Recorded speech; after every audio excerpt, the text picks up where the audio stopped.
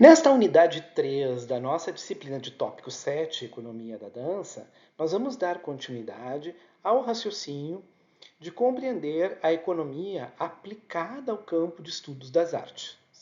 Compreendemos assim que não estamos tratando nesse momento, de uma economia da dança em particular, mas das ferramentas da ciência econômica pensadas, para um campo da produção artística e cultural, com ênfase nas produções de dança, ensino de dança, dentre outras.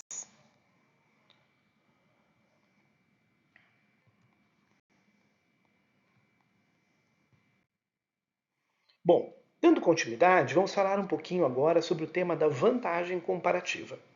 É no texto de Davi Ricardo, de 1817, Princípios da Economia Política e da Tributação, que se fala exatamente que o processo de desenvolvimento da divisão do trabalho vem acompanhado de um processo crescente de especialização do trabalho. Então, a divisão mais a especialização do trabalho são uma decorrente da outra. A condição geral, na perspectiva ricardiana, é de que esse processo de especialização ela não se posiciona apenas no campo das relações microeconômicas, mas na macroeconomia, ou seja, nas relações entre as nações, entre os estados. E os estados também produzem especialização das suas economias produtivas. Esse é o princípio geral que nós vamos então conhecer como sendo a vantagem comparativa. Vamos ver como é que esse princípio serve depois para os nossos estudos propriamente ditos. A ideia então que se transfere aqui é de que um ofertante no mercado deve sempre eleger um conjunto determinado, específico, de bens ou serviços e neles se especializar durante o processo de produção. Ou seja, ele precisa produzir, disponibilizar e avançar na direção da maior especialização, visando o aumento do próprio processo produtivo. A concorrência e a competição apontam uma perspectiva de complementaridade entre os agentes econômicos em geral. A comercialização, então, seria a verdadeira fonte de riqueza. Então, uma concepção de um capitalismo que tem como base relações comerciais que são promotoras de riqueza, seja entre os agentes econômicos, seja entre os estados. A comercialização, pensada como modelos da economia da moeda pelo escambo, o sistema de troca e depois demanda e oferta no mercado, venda e compra, é a forma abstrata de se pensar um modelo econômico de relações sociais. Podemos dizer então que essas sociedades, que Ricardo reconhece como sendo sociedades liberais, capitalistas, promovem geração de riqueza a partir de um avanço da especialização e do aumento da comercialização nesse sentido, de um sistema de trocas cada vez mais elaborado no mercado de bens e serviços. A comercialização gera a expansão e o fortalecimento dos mercados. E isso também promove especialização do trabalho, melhoria no desenvolvimento dos produtos e aumento do número de agentes colaboradores econômicos especializados. Cada empreendimento, então, possui um número finito de agente econômico. Por exemplo, uma escola. Uma escola é um mercado, é um empreendimento. Ela tem um número determinado de funcionários, uma média de número de frequentadores, alunos, usuários, alunado em geral, por exemplo. Cada um desses agentes, seja ofertantes, aqueles que ofertam um produto ou serviço, seja os compradores, os usuários, os consumidores, só poderão dedicar determinada parte do seu tempo e de sua força de trabalho a essa tarefa de estar lá e aprender. Ninguém pode ser aluno e participar de aulas infinitamente, ser 24 horas do dia aluno. As pessoas não podem usar todo o seu tempo exercendo uma única função e um único papel social, e despender, portanto, toda a sua energia produtiva e econômica num único papel. O mesmo ocorre com os professores, com os demais funcionários, com os agentes de direção, de administração, enfim. O tempo desdobrado nessas múltiplas tarefas é um fator de gasto, é um fator de dispêndio. E as multitarefas, nesse sentido, são formas negativas do princípio da vantagem comparativa. Então, na medida em que a gente não consegue se especializar, e é preciso se desdobrar infinitamente na atividade, nós estamos aqui correndo o risco de uma perda de especialização no processo de divisão do trabalho. Nós não podemos usar o nosso tempo integralmente e dedicar o nosso tempo integralmente a tarefas, né, múltiplas. Há uma disparidade, né, na lógica dessas relações. Coordenadores de projetos, chefias, líderes, membros de equipes de um empreendimento, né, direção de um empreendimento, de uma empresa, necessitam ter uma avaliação de valor qualitativa, mas também quantificável, monetizável, da maneira como o tempo é aplicado nas tarefas e nas ações. Num negócio, nós nunca devemos aplicar o nosso tempo de alto valor em ações e tarefas de menor valor. Por isso a gente contrata pessoas, né, que têm o valor do tempo menor do que o nosso. Essa temática, então, vai ganhar uma complexidade maior na medida em que avançamos em direção a questões de ordem macroeconômica, envolvendo o Estado, governos, né, agências reguladoras, né, economia internacional, né, refletindo sobre essas ações num campo muito mais vasto. As ações podem ser observadas do ponto de vista de interações duais, simples, microeconômicas, entre dois agentes, né, trocando, né, no mercado, né, mas dificilmente serão plenamente aplicáveis a economias complexas. Né?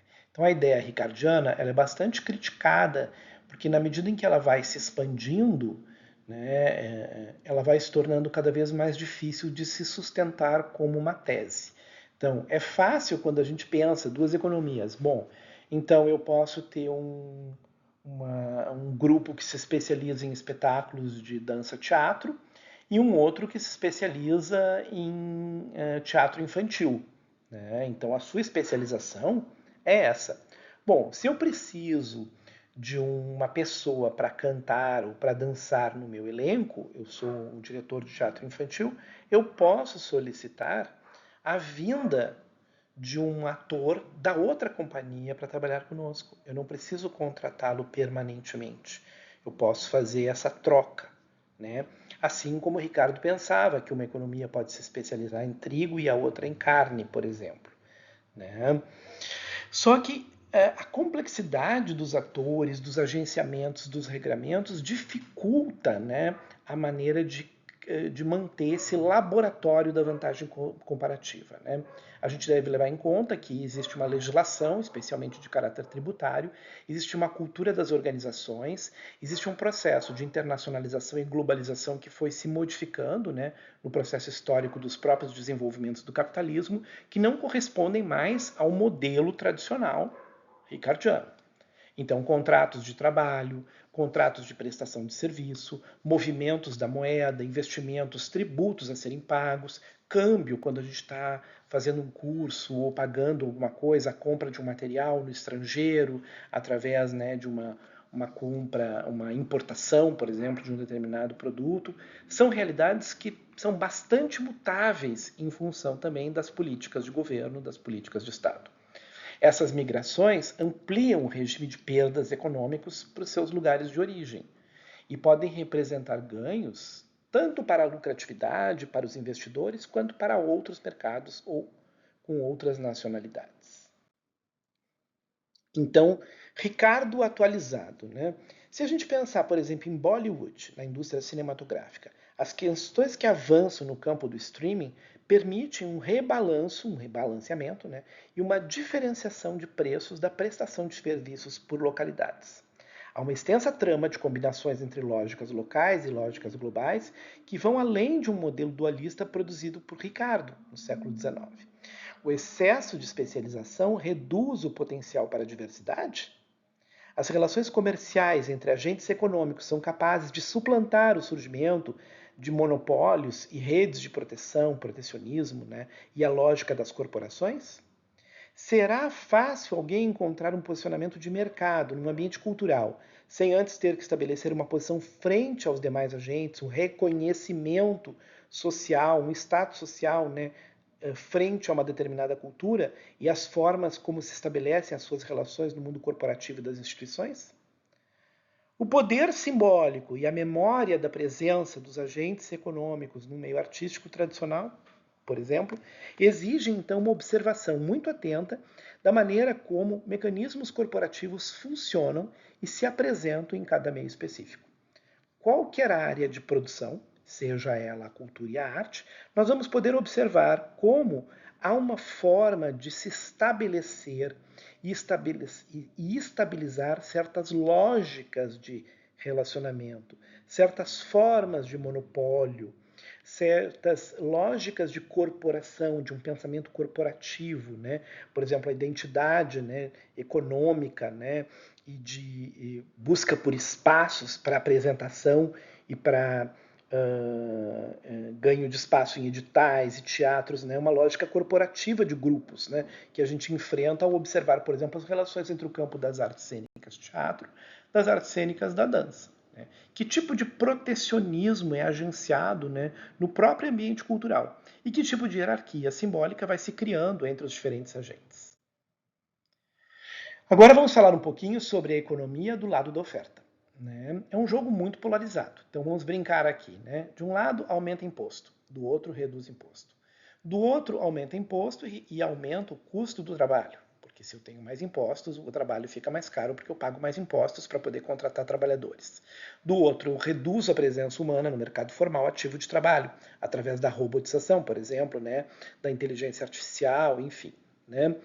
De um lado, redução de receitas, do outro, a busca de aumento de receitas. De um lado, estatização de serviços essenciais, do outro, privatização de serviços essenciais e públicos. De um lado, política de subsídios setoriais, do outro, corte da política de subsídios setoriais. Né? De um lado, controle dos setores essenciais, energia, por exemplo, ou no mínimo alto poder de intervenção do Estado. De outro, abolição total dos monopólios de Estado, sob controle ou tutela do Estado, e avanço da ideia de livre concorrência de mercado. De um lado, modelagem econômica estatista, fundada no campo político-governamental e na ação via programas públicos, e do outro, uma modelagem econômica baseada no princípio da liberdade individual e ação no mercado. Estamos diante de dois sistemas polarizados. Um sistema mais que nós já entendemos econômico, que podemos conceituar classicamente como planificado, e um outro sistema que a gente vai chamar de uma economia de mercado. O keynesianismo veio para romper um pouco com essa polarização e apresentar uma proposta de uma economia com intervencionismo estatal, né, a partir da sua concepção de políticas de pleno emprego, mobilizadas pelo agente governamental. Né? Então, essa ideia que vigora a partir, né, de, principalmente pós-1945, né, depois do final da Segunda Grande Guerra, até a década de 70, até a crise energética mundial de 79, faz com que vários governos criem, então, agências governamentais, num nível mais leve, agências de intervenção, ou então uma presença direta com empresas de Estado. Então a gente pode observar que entre a década de 30 e a década de 80, a gente vê um processo de avanço, por exemplo, no caso dos teatros, criação, construção de equipamentos culturais de caráter público, museus, teatros, salas de dança, escolas de artes, etc. e tal, todas, né, vigorando aí até mais ou menos o final dos anos 70. É uma expansão de uma política de Estado com um pleno emprego de todas as condições necessárias para a produção, né, artística e cultural. Né?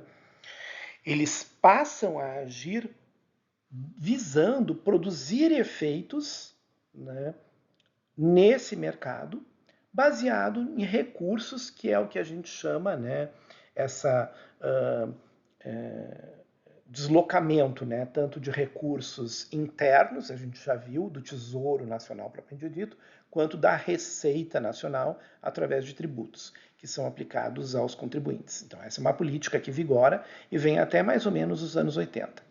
Essa política keynesiana, que é aplicada e aparece também em estados populistas, como por exemplo o Estado brasileiro, ela tem, né, como meta sustentar um conceito de Estado que promove, né, de uma forma aparentemente positiva, mas considerada por eles positiva, de endividamento do setor público, para que o setor público seja responsável por financiar as políticas públicas, né, as políticas de governo, conhecidas especialmente como na social-democracia como uma economia e uma política do estado de bem-estar, o estado de bem-estar social.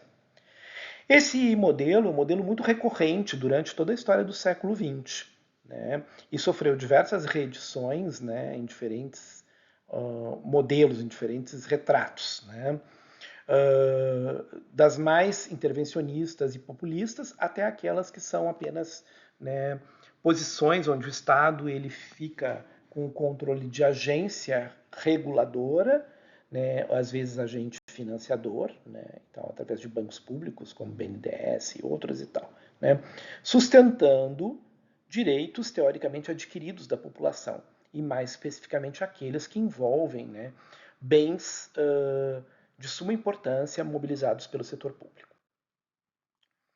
No final dos anos 70, um conceito de curva de Laffer, de Arthur Laffer, vai pensar essa parábola cujo vértice é o ponto máximo que um Estado sustenta em condições de pleno emprego e endividamento público de arrecadar.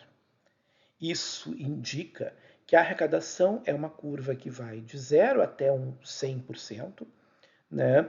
E existe um ponto intermediário, segundo Laffer, em que há um favorecimento à produção e à arrecadação, equilibrando as forças econômicas existentes no mercado, produtivas, e as forças arrecadatórias, tributárias do Estado, né, com as políticas, né, de governo. A tese é baseada, né, num conceito laferiano de alíquota tributária marginal, né, que é calculada a partir da hora extra trabalhada, cujo valor é acima de 50% em muitas economias desenvolvidas. Isso, então, né, é visto como processo, né, que aborda, né, o limite e como esse limite representa, após a curva, né, após o desenho, né, a passagem pelo vértice dessa parábola, um processo que vai crescentemente desestimulando as relações de trabalho e desestimulando também os investimentos econômicos, né? Então nós vemos, por exemplo, que certas políticas arrecadatórias com redistribuição de renda, elas podem se tornar, até um certo ponto, ativas e produtivas, fazendo retornar ao mercado de trabalho as pessoas que não tinham condições. Mas, por um outro lado, a gente pode encontrar políticas que se tornem nocivas à reincorporação desses agentes ao mercado, que continuam cada vez mais passivos à arrecadação, né, e à recepção de rendas, né, a fundo perdido, vamos dizer assim, né, e que, portanto, então, essas pessoas nunca voltariam ao mercado de trabalho. Estamos aqui diante de uma questão central quando pensamos nas economias dos estados, mas também na economia voltada para os fomentos no setor público, especialmente no que tange a questão cultural, a questão dos tributos. A tributação sobre a renda e sobre o trabalho, né, ela existe organizada em diferentes economias. Né? E nós vemos, então, cada vez mais um deslocamento, e já entendemos isso no vídeo anterior, né? Que a produção desse capital volátil ligado ao conhecimento, chamado capitalismo cognitivo, né? Ele busca formas de agenciar o trabalho e a renda que escapam dos mecanismos de tributação, justamente porque eles não podem ser calculados pelo viés da força de trabalho, né? Eles são identificados como formas de prestação de serviço ao mundo, à sociedade, enfim, né? São migrações das condições de trabalho para ambientes digitalizados, né, que vão produzindo outras formas de relação. Ou seja, as pessoas se encontram e se disponibilizam a atuar, a performar economicamente por meio de plataformas que são mediadoras.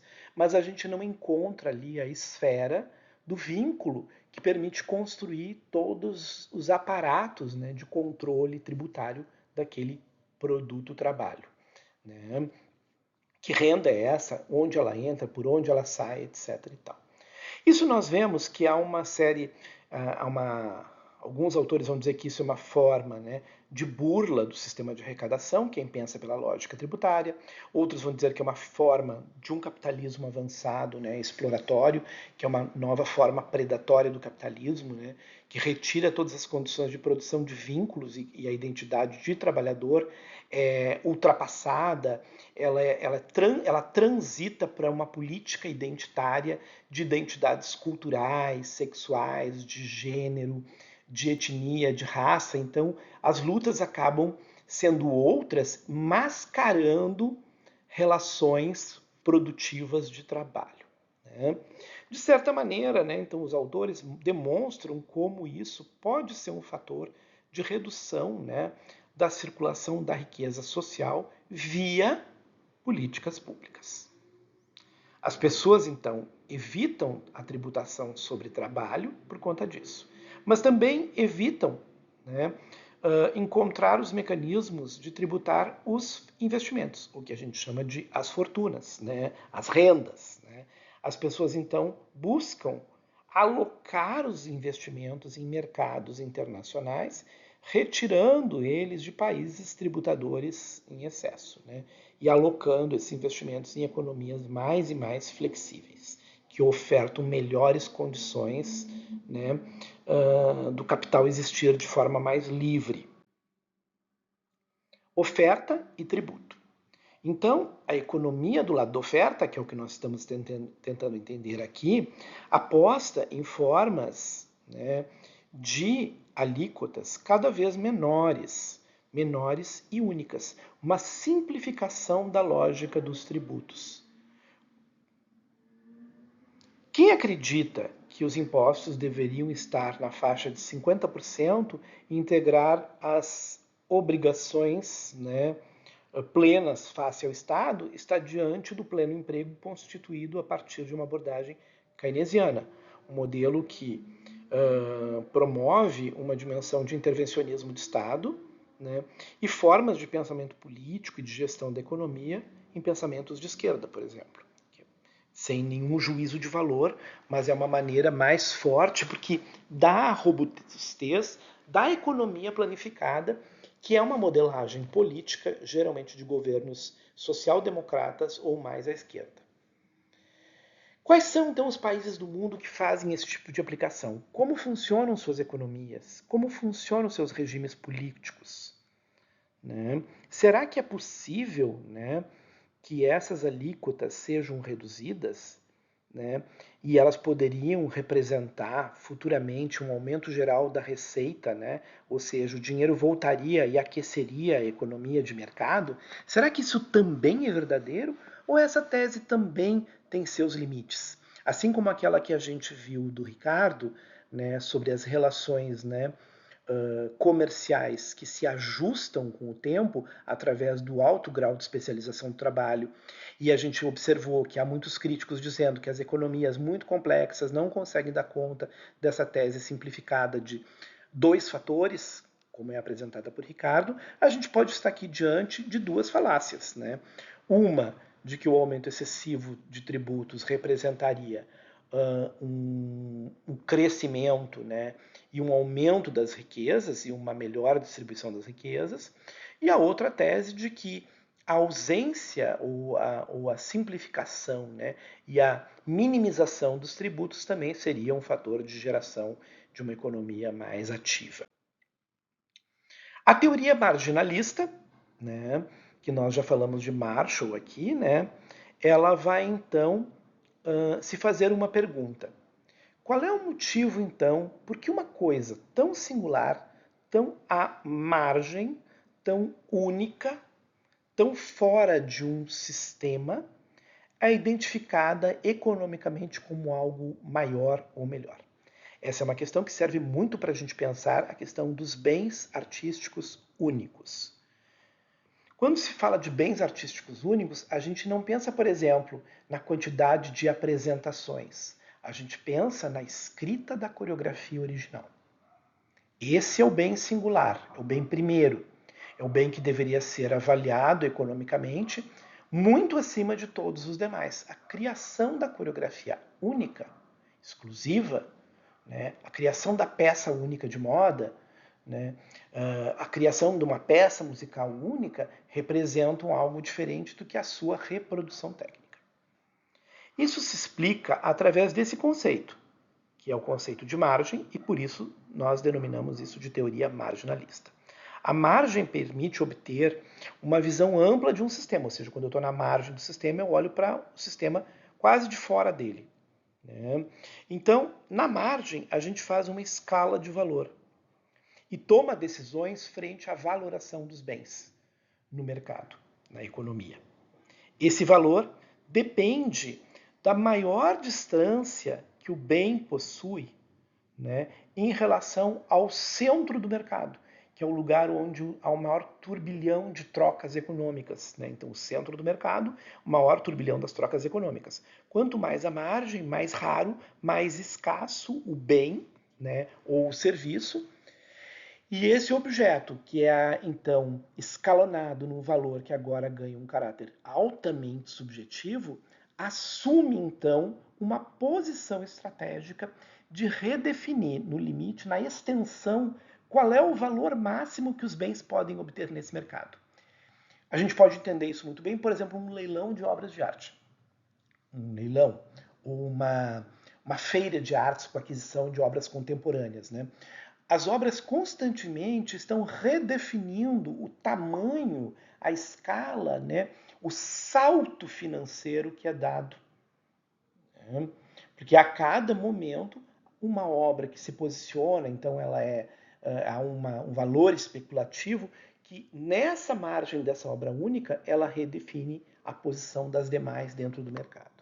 Então o marginalismo trabalha com essa perspectiva e aponta para uma valoração que depende do quê? Do contexto, não é essencialista, portanto, e de um caráter profundamente histórico das interações. Com isso, vemos então que estamos diante da ideia de uma utilidade marginal. Não se trata de valor de mercado genérico das obras, ou seja, esse valor que está ali nesse fluxo do mercado, o valor de uma aula de dança. Né? O valor de uma aula comum de dança, dentre todas as aulas, é um valor que ele oscila, né, num espectro valorativo monetizável muito próximo. Né? A gente não vai encontrar no mercado dos bens comuns disponíveis uma aula custando 80 e a outra custando R$ 2.000. Mas, na ponta dessa cadeia, uma aula particular, uma masterclass, por exemplo, de um artista conceituado internacionalmente, premiado internacionalmente, representa uma extensão, uma expansão, e ele, na margem desse mercado, ele vai dizer, olha, o limite que esse mercado atinge valorativo é tanto a partir desses agentes, dessas obras, dessas performances, desses artistas e também, por que não dizer, desses atletas. Porque os atletas da ponta, da margem dessa cadeia de valoração econômica, também eles determinam o acréscimo de valor. Então, quando a gente ganha prêmios numa Olimpíada, né, uma atleta que ganha muitas medalhas, né, ela faz com que, em escala, gere esse efeito sobre todas as pessoas que fazem aquela modalidade. Aumenta a valoração daquela modalidade frente aos demais agentes do mercado. É isso que acontece. Se trata-se, então, de identificar de algo muito específico, né? E, portanto, isso depende de um quê? Um momento e uma contextualização. Né? Elevar a satisfação temporal e espacial frente a um objeto é a própria utilidade marginal, que é essa que é colocada numa esfera comportamental, subjetiva, né, particularizada, contextualizada. Como ela é um tipo de economia do objeto do desejo. Voltamos então à questão do desejo. Então agora a gente saiu da teoria da necessidade, né, e tal, da escassez, e a gente volta para pensar novamente o problema da economia visto pelo lado do desejo. Essa oscilação da economia do objeto de desejo, ela é predominantemente decrescente, porque o desejo do mesmo objeto vai se reduzindo com os efeitos do tempo. Né, e com o aumento das interações contextuais espaciais. Né? Então, o campo relacional vai desgastando, né, o interesse por esse objeto. Né? Na experiência artística, por exemplo, cada novo acesso à mesma experiência tende a reduzir o valor dela, porque o efeito sensorial se materializa e se congela no tempo, saciando o usuário consumidor da experiência e desvalorizando ela ao longo do tempo. Denomina-se assim utilidade marginal por designar um conjunto de elementos marginais a um preço real. Não é do preço real que está se falando, mas é baseado simplesmente no custo, no lucro médio, né? Então, as receitas, as despesas que eu tive para realizar essa obra, né? O lucro que eu vou obter, não é assim que se faz esse cálculo. Né?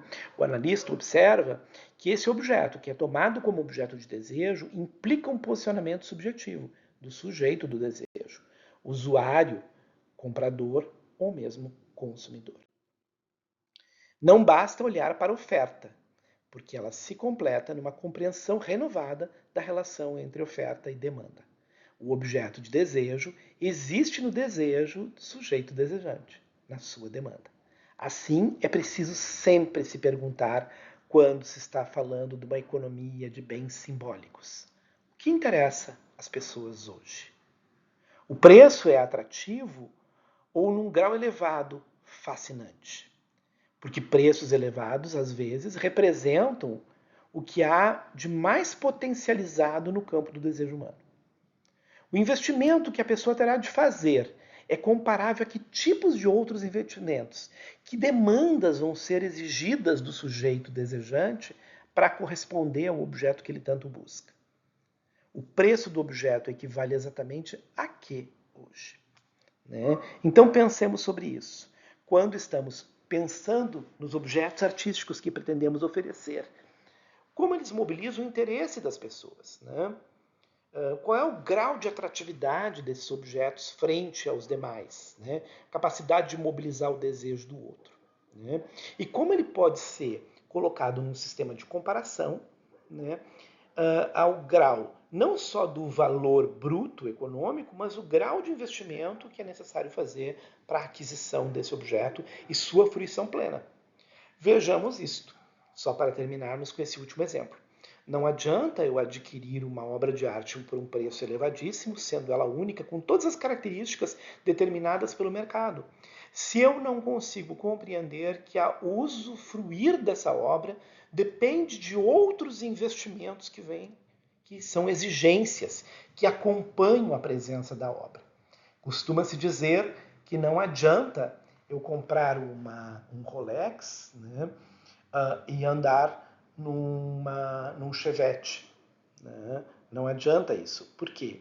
Porque o grau de investimento que é necessário para usufruir o valor desse objeto de desejo, né, de design, de marketing, de marca, etc. e tal, é um investimento muito maior que não corresponde, às vezes, à realidade do sujeito. Com isso, encerramos aqui mais esse encontro.